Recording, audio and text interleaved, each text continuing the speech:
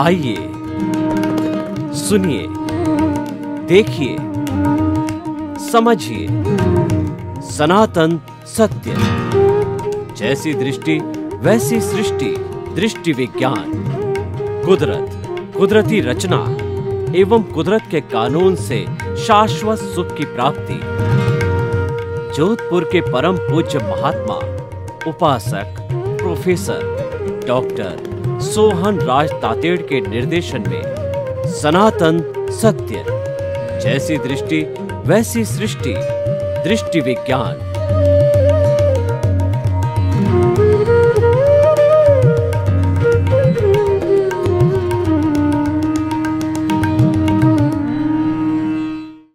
भाई और बहनों, मातृशक्ति को नमन।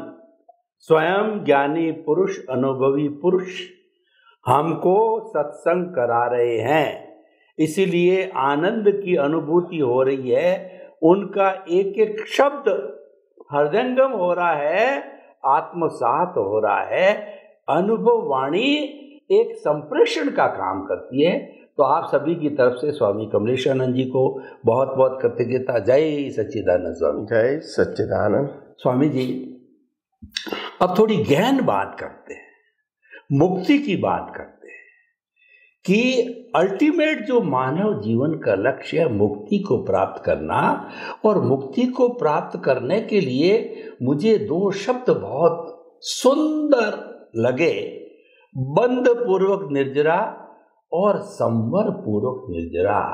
बंध पूर्वक निर्जरा होती है वो संसार भ्रमण के लिए होता है।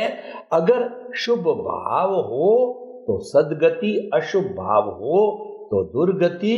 और संवर पूर्वक निर्जरा के अंदर तो वो सीधा मुक्ति का मार्ग है, मोक्ष के लायक और सहायक है। तो हमारे मुमुक्षुओं ने, हमारे महात्माओं ने मुझे ये फोन करके बताया कि बंध पूर्वक निर्जरा और संवर पूर्वक निर्जरा का गहराई से अध्ययन हम स्वामी जी के मुखारबिंद से सुनना चाहते हैं। तो कृपया दोनों का आप गहन स्पष्टीकरण दीजिए। निर्जरा का मतलब होता है व्यय होना, व्यतीत होना, पास होना। उसका तो निर्जरा का ये मीनिंग है। डिस्चार्ज होना, डिस्चार्ज भी बोल सकते हैं। तो निर्जरा तो हर इंसान के लिए कंपलसरी है, ये कोई पुरुषार्थ नहीं है, ये मैकेनिकल प्रोसेस है। मगर वो निर्जरा होते समय उसका आंतरिक पुरुषार्थ क्या है वो इम्पोर्टेंट है। वहां बंध और संवर शब्द लागू होता है। बाहर की अवस्था को सिर्फ निर्जरा शब्द लागू होता है और अंदर की अवस्था को बंध या संवर शब्द लागू होता है। तो बंध पूर्वक निर्जरा का मतलब है आपने ये संयोग कर्म के फल स्वरूप खत्म किया। इसके साथ अंदर आपने कौन से राग द्वेष से बंध किया, नया बंध। और बाहर निर्जरा होती है तो वो बंध पूर्वक निर्जरा कहेंगे। संवर पूर्वक निर्जरा, संवर का मतलब होता है स्वस्वरूप में रहने के साथ निर्जरा। तो जब स्वस्वरूप में रहोगे और संयोग जब पास होता रहेगा तो नया बंध नहीं पड़ेगा। तो बंध पूर्वक निर्जरा वो चारों गति के लिए है और संवर पूर्वक निर्जरा वो मुक्ति के मार्ग में आगे बढ़ने के लिए है। तो संवर और बंध इसका बहुत इम्पोर्टेंट है। तो जीवन में जन्म से मौत तक जो कुछ भी घटित होता है, व्यतीत होता है, पास होता है वो केवल निर्जरा है। निर्जरा कहो, डिस्चार्ज कहो, निकाल कहो, या इसको नो कर्म भी बोल सकते हैं। आध्यात्म में उसका इम्पोर्टेंट नहीं है, मगर सोशल रिलीजियस लाइफ में इसका इम्पोर्टेंट है। आध्यात्म के मार्ग में अंदर की आपकी जागृति कहो, पुरुषार्थ कहो, परिणति कहो, लक्ष्य कहो, वो क्या है?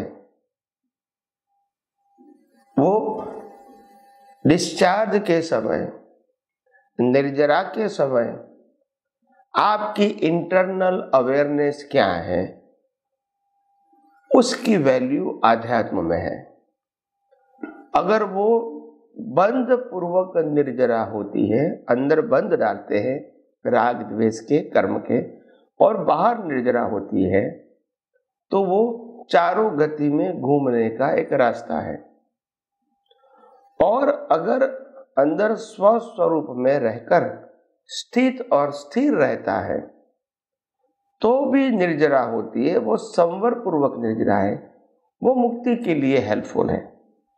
तो हमको हमारा ज्ञान दर्शन क्या है, उसी के मुताबिक जागृति रहेगी। तो बात वेरी सिंपल है कि बंध और संवर वो ज्ञान दर्शन का विषय है, और निर्जरा वो प्रकृति का और उदय कर्म का विषय है। ये दोनों हमको ठीक तरह बराबर अपने विजन में ये दोनों का अंतर समझ के साथ, दृष्टि के साथ फिट करना है। अगर गोल गोल करोगे तो कुछ भी समझ में नहीं आएगा कि पुरुषार्थ क्या है और परिणाम क्या है। तो जैसे जैसे आगे बात करते रहेंगे, वैसे वैसे विज्ञान की और भी बातें आध्यात्म के मार्ग की होती रहेगी। धन्यवाद स्वामी जी, आपका बहुत बहुत धन्यवाद। आपने बंध, संवर और निर्जरा तीनों की व्याख्या की कि निर्जरा तो निकाल है, परिणाम है, कर्मों का झड़ना है और विलग होना है, अलग होना है, डिसोसिएशन होना है, ये सारी निर्जरा है। लेकिन मुख्य बात बंध और संवर है, अपने स्वरूप की अनुभूति करना, अपने स्वरूप में रहना, अपने स्वरूप का स्पर्श करना, अपने स्वरूप की बातचीत करना, ये सारा संवर है। अगर वो हमारे केंद्र में आत्मा है तो वह संवर पूर्वक निर्जरा है और वो मुक्ति का मार्ग है। और केंद्र में देहाध्यास है तो वो हमारा बंध है। अगर वो अच्छा है तो सदगति है और बुरा है तो दुर्गति है। तो स्वामी जी बहुत सुंदर स्पष्टीकरण है। हर एक सामान्य व्यक्ति भी इसको समझ करके अपने जीवन में लागू करे तो मुक्ति के मार्ग पर वो चल पड़ सकता है। स्वामी जी, हम साधना कहिए, मुक्ति कहिए बात कर रहे हैं, और ऐसा कहा जाता क्रिया में मुक्ति नहीं है, मुक्ति भावों में है। तो भाव तीन तरह के कहे जाते हैं, शुद्ध भाव, शुभ भाव और अशुभ भाव। तो जो शुभ और अशुभ है जैसा आप बताते हैं वो तो मन वचन काया से जुड़े हुए हैं, और शुद्ध का जो संबंध है हमारे अस्तित्व से है, हमारी आत्मा से है, हमारे स्वरूप से है। तो किस तरीके से इसकी व्याख्या कीजिए कि शुद्ध भाव किस तरीके से मुक्ति में सहायक है और शुभ और अशुभ किस तरीके से संसार भ्रमण कराते हैं, इसका थोड़ा खुलासा कीजिए स्वामी। प्रश्न के लिए धन्यवाद। हम अपने जीवन में सांसारिक अपेक्षाओं के साथ जो भी भाव करते हैं वो भाव शुभ या अशुभ होते हैं, क्योंकि उनमें अपेक्षा है, मेरे को इस प्रकार जीना है, मेरे को इस प्रकार प्राप्ति करना है, मेरे को इस प्रकार के संयोग चाहिए। तो जब प्राप्ति की बात आएगी उसमें शुभ अशुभ दोनों रहेगा। और शुभ अशुभ दोनों का कारण क्या है? इसमें पहला कारण है कि आपको अच्छा बनना है, अच्छे संयोग चाहिए, अच्छी प्राप्ति चाहिए, अच्छे व्यक्ति चाहिए, ये आप भाव करते हैं। मगर आपका जितना पुण्य का बैलेंस होगा उतना ही आपको मिलेगा, और जहां बैलेंस नहीं होगा तो आपकी इच्छा पूर्ति नहीं होगी। इसको आप पाप भी बोल सकते हैं। पुण्य नहीं है तो पाप है। मगर इच्छा पूर्ति होना और नहीं होना वो आज हमारे हाथ में नहीं है, क्योंकि जीवन ही परिणाम है। मगर कोई भी अवस्था में सम्यक ज्ञान और सम्यक दर्शन की प्राप्ति से आप स्वस्वरूप में कभी भी कहीं भी कोई भी अवस्था में रह सकते हैं। वो पुरुषार्थ अवस्थाओं से पर है। इसमें अवस्था की वैल्यू ही 0 है हमारे लिए, क्योंकि कुदरती रचना है। और हमारे लिए सिर्फ आत्मा की ही वैल्यू है, क्योंकि वो हम खुद है, कुदरती रचना नहीं है। तो जब हम अपने में रहते हैं इसको शुद्ध भाव कहेंगे, और जब हम अपने में नहीं रहेंगे और इंद्रियों के माध्यम से जो कुछ भी दिखता है, अनुभव में आता है, प्राप्त होता है, ये सब शुभ और अशुभ की अवस्थाएं हैं। और वो शुभ और अशुभ अवस्था वो शुभ अशुभ भाव का फल है। शुद्ध में तो प्राप्ति होती नहीं है, अनुभूति होती है। शुभाशुभ में प्राप्ति भी होती है और प्राप्ति का एंड भी होता है। शुद्ध में प्राप्ति नहीं, अनुभूति है, और जिसकी अनुभूति होती है वो परमानेंट है, इसलिए आने जाने का सब्जेक्ट नहीं रहेगा। तो इसीलिए हमने 3 बातों के ऊपर विवरण किया, शुभ अशुभ और शुद्ध, जो मूलतः हमारा प्रश्न था।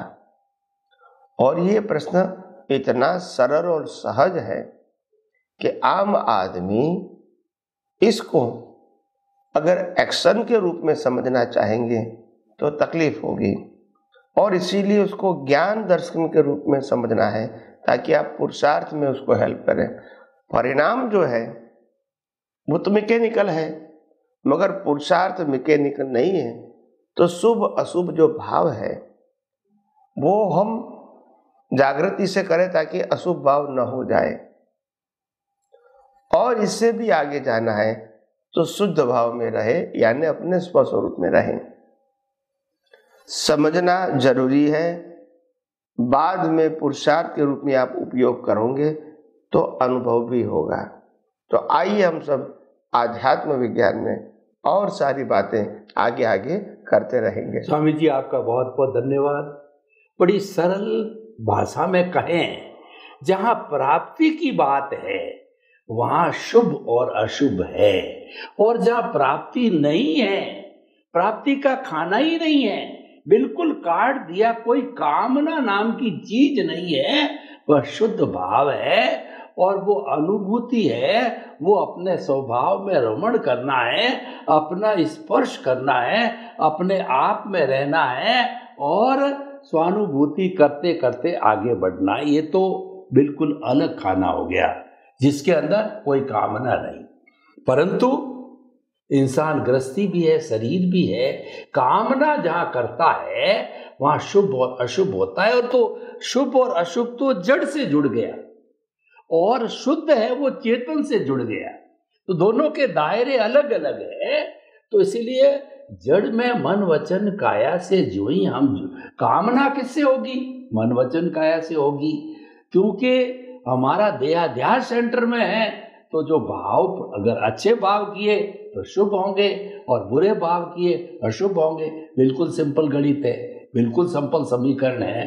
तो इसीलिए कुल मिलाकर के जो मुक्ति चाहते हैं महात्मा, उनको शुद्ध भावों में स्वरूप में रहना है। और फिर भी हो जाता है कर्मों का फोर्स कहिए, या व्यक्ति भूल से भी चला जाता है, तो फिर शुभ और अशुभ के खाते में जाता है, उसके वो परिणाम में बदलता है। शुद्ध का तो परिणाम मुक्ति है, उसका वो तो अनुभूति है, उसका कोई परिणाम नहीं है। इसीलिए जो गहन साधना करते हैं उनको शुद्ध भाव में रहना चाहिए। ये स्वामी जी आपने बताया, बहुत बहुत धन्यवाद। धन्यवाद स्वामी जी।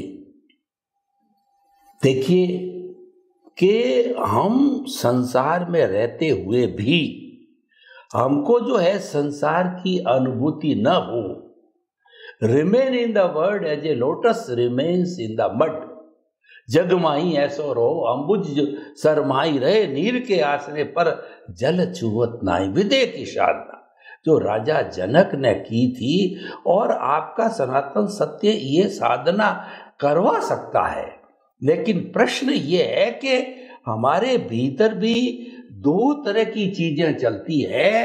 एक तो हमारा जो कहना चाहिए कि परिणाम चल रहा है, उसका जबरदस्त फोर्स है, और एक पुरुषार्थ हमारे हाथ में है। तो दोनों का हम संतुलन नहीं बिठा पाते। पुरुषार्थ और परिणाम का संतुलन नहीं बिठाने से हम भटक जाते हैं, कहीं आकर्षित हो जाते हैं। तो मैं ये कहना चाहता हूं कि हम जीवन में विधेय कैसे बने रहें, हम प्रकृति पुरुष को अलग कैसे करते रहे, ऐसे कुछ नुस्ख और सूत्र दीजिए हमारे। जरूर, धन्यवाद। देखो, सिंपल बात यह है कि आपको मुक्त कैसे होना है, मुक्तता की अनुभूति कैसे करना है, ये जीवन के साथ, मन वचन काया की अवस्थाओं के साथ, संसारिक अवस्थाओं के साथ, तो इसमें बिल्कुल साफ है। जन्म, जीवन और मृत्यु और जीवन की सभी अवस्थाएं, ये सब तो प्रकृति का है। जन्म भी प्रकृति का है, जीवन भी प्रकृति का है, मृत्यु भी प्रकृति की है, अवस्थाएं भी प्रकृति की है। हम इसको मेरा क्यों मानते हैं? यही तो कमजोरी है। मेरे साथ होना और मेरा मानना, उसमें बहुत अंतर है। हम महल के बगल में रहते और हमारा महल है, ये दोनों में अंतर है। तो कहने का मतलब, हम शरीर के साथ रहते, हम शरीर नहीं है, और शरीर से जुड़ी हुई अवस्थाएं भी नहीं है। ये समझना पड़ेगा, क्योंकि शरीर और शरीर की अवस्थाएं और संजोग, ये सब कुदरती रचना है। तो कुदरती रचना में हम क्या कर सकते हैं, और कुदरती रचना में पाना और छोड़ना, ये तो सब्जेक्ट ही नहीं है। मगर क्योंकि अज्ञानता के वश हम वास्तविकता को नहीं समझते हैं, तो दुखी होते हैं। इसीलिए ज्ञानी भगवान फरमाते हैं कि आपको समझना पड़ेगा आप कौन है और आप कौन नहीं है। पहले ये समझो, ओ आई एम नॉट। दूसरी बात, अगर मैं हूं, इसके अलावा जो है वो कौन है, इसको कौन बनाता, चलाता और अंत करता है, और इनकी अवस्था जो है वो किसकी अवस्था है, ये हमको सैद्धांतिक रूप से समझना पड़ेगा।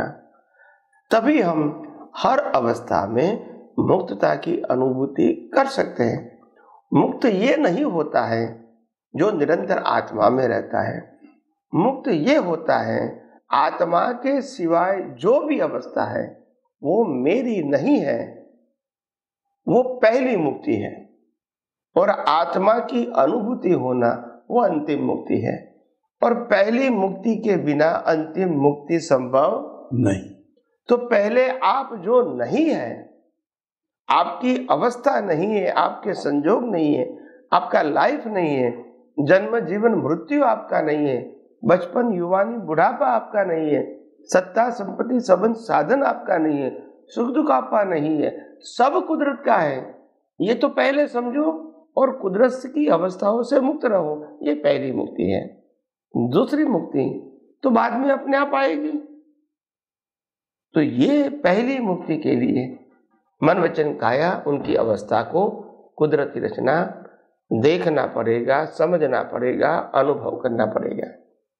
तो फिर सनातन यानी जन्म मरण से मुक्ति बाद में होगी, आत्मा की अनुभूति बाद में होगी। इसीलिए आइए हम सब आगे जाके आध्यात्म के विज्ञान के बारे में और ज्यादा समझने की कोशिश करेंगे और ज्यादा डिटेल बात में विज्ञान समझाते रहेंगे, जैसे हमारा और आपका जीवन भी मंगलमय रहे। स्वामी जी आपका बहुत बहुत धन्यवाद। जो लोग विशेष साधना करना चाहते हैं उनके लिए आपने सूत्र दिया कि पहली मुक्ति ये जो आप नहीं हो उसकी अनुभूति करो तो आप हो, उसकी अनुभूति अपने आप होती है। बहुत सुंदर समाधान दिया स्वामी जी, आपका बहुत बहुत धन्यवाद। व्यक्ति जो है अपना जो वर्तमान का जीवन जीता है तो उसमें प्राय जो है वह भूतकाल की बहुत ज़्यादा कल्पना करता है कि मैं ऐसा था, ऐसा कर रहा था और ऐसा हो गया। उसके अंदर टाइम जो है ज़्यादा लगाता। या कई लोग ऐसे होते हैं जो कि भविष्य की कल्पना करते रहते हैं। They build the Castle's in the air, हवाई किले बनाते हैं। ऐसे लोगों को कृपया जो बचा हुआ समय उसमें उपदेश दीजिए कि वर्तमान में जीने से व्यक्ति कैसे सुखी हो सकता है, तनाव मुक्त हो सकता है। यानी वर्तमान में जीने के जो फायदे हैं, थोड़ा समय बचा हुआ है, कृपया उसके अंदर ये बताइए। प्रश्न के लिए धन्यवाद। सबसे पहली बात यह है, एज अ ह्यूमन हमको समझना है कि आनंद अगर साधनों से, संबंधों से, संपत्ति से या डिग्री से आता है वो आपकी भ्रांति है।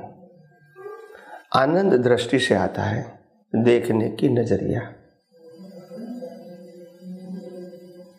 आनंद इससे आता है ज्ञान से, आनंद इससे आता है समाधान से, आनंद इससे आता है संतुष्टि से, आनंद इससे आता है आत्मविश्वास से, आनंद इससे आता है उत्साह से।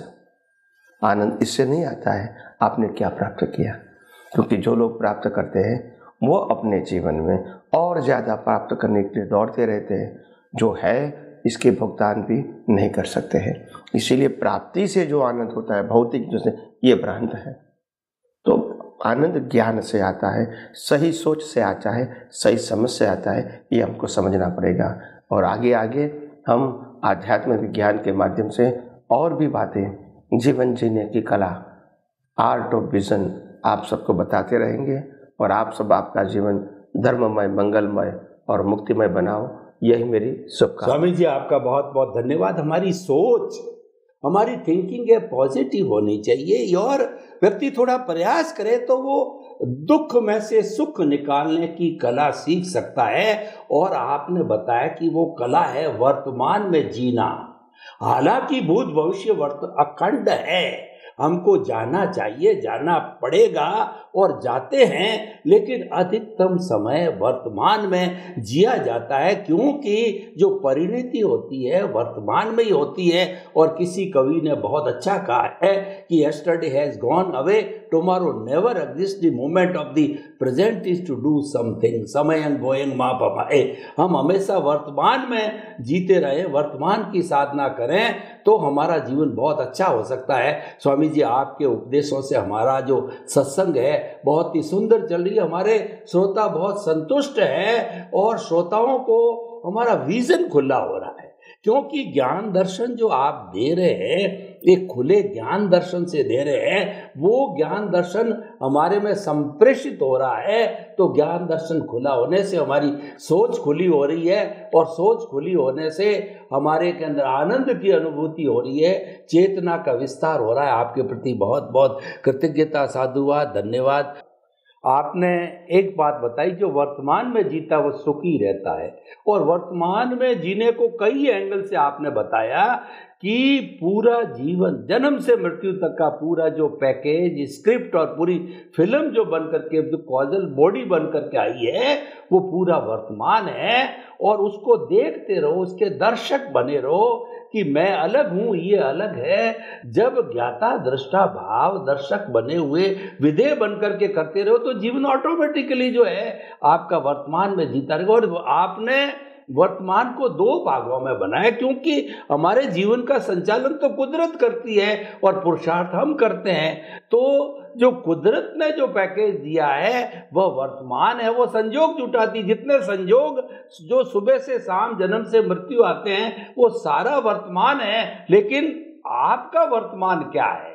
आपका वर्तमान है पुरुषार्थ करना, और जिसके ऊपर कुदरत का कानून लागू नहीं होता है वो है कि आप पुरुषार्थ अपने कॉजेज, अपने भाव पक्ष को जो है वो ऐसा डालो कि वो मोक्ष के लायक और सहायक हो। यह भी एक वर्तमान में जीने का अंग है। बहुत सुंदर ढंग से आपने बताया। स्वामी जी, आपका बहुत बहुत धन्यवाद।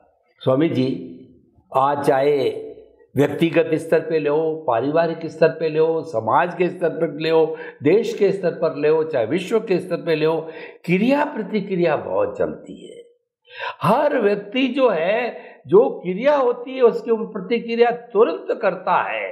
एक व्यक्ति, पति ने एक बात कही, पत्नी ने 4 जड़ दी, भाई ने 2 बात कही, दूसरे भाई ने 4 सुना दी। यानी ये क्रिया प्रतिक्रिया पूरा इंटरनेशनल हो गया है। इस कारण झगड़े होते हैं, झंझट होता है, दुख होता है और कष्ट होता है, और हमारा जीवन जो है दुष्कर हो जाता है। तो कोई आप अध्यात्म विज्ञान की दृष्टि से जीवन जीने की कला के अंतर्गत ऐसा नुस्खा दीजिए कि दोनों पक्ष में से एक पक्ष क्रिया प्रतिक्रिया को रोक ले, लगाम लगा दे, थोड़े के लिए, समय के लिए स्थगित कर दे, तो प्रतिक्रिया होगी भी नहीं। तो ऐसा नुस्खा बताइए स्वामी। प्रश्न के लिए धन्यवाद। सबसे बड़ी बात यह है कि हम जिस प्रकार से जीवन जी रहे हैं, इसमें हमको ये मालूम नहीं है कि जो बाह्य जीवन है वो जीवन है या मरण है।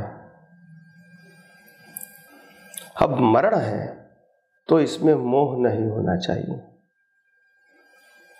और जो आंतरिक जीवन है वो तो शक्तिशाली है, क्योंकि आत्मा के साथ है। बाह्य जीवन तो कुदरत के साथ है। तो हमको ये समझना है कि हम कैसे बाह्य जीवन के साथ अभ्यंतर आंतरिक जीवन है वो जागृति के साथ जिए, वो बहुत इंपॉर्टेंट है। क्योंकि आत्मा का न जन्म है, न जीवन है, न मृत्यु है, और आत्मा की शक्ति कभी विनाशी नहीं होती है, और आत्मा की अवस्था भी नहीं है। तो जो अवस्था के रूप में आता है, जो खत्म हो रहा, एग्जॉस्ट हो रहा है, जो रिजल्ट के रूप में आता है, जो प्रकृति के, जो शरीर के हाथ में नहीं है, कुदरत के हाथ में, उसी अवस्थाओं में हम क्यों इतना वेट देते हैं? मगर ये वेट देने का कारण है जो बाहर निकलता है, इसको ईगो के साथ जोड़ देते हैं। और वो ईगो अगर आत्मा के साथ जुड़ गया, क्योंकि आत्मा अस्तित्व है, अवस्था अस्तित्व नहीं है, अवस्था जा रही है, एंड हो रही है। हमने जितनी भी अवस्था की वैल्यू करेंगे तो राग द्वेष तो होगा, अहंकार होगा, मेरा तेरा होगा, ये भले होगा, मगर अगर जागृति होगी तो अंदर कुछ नहीं होगा। तो जागृति इज मोस्ट इम्पोर्टेंट। आगे आगे भी हम आध्यात्मिक विज्ञान की और भी गहराइयों से बात करते रहेंगे। स्वामी जी, आपका बहुत बहुत धन्यवाद। अगर क्रिया की प्रतिक्रिया को रोका जाए तो आगे सिलसिला नहीं बढ़ता है। ये सूत्र अगर व्यक्तिगत स्तर से राष्ट्रीय स्तर तक ले जावे तो भी ये कारगर सिद्ध हो सकता है।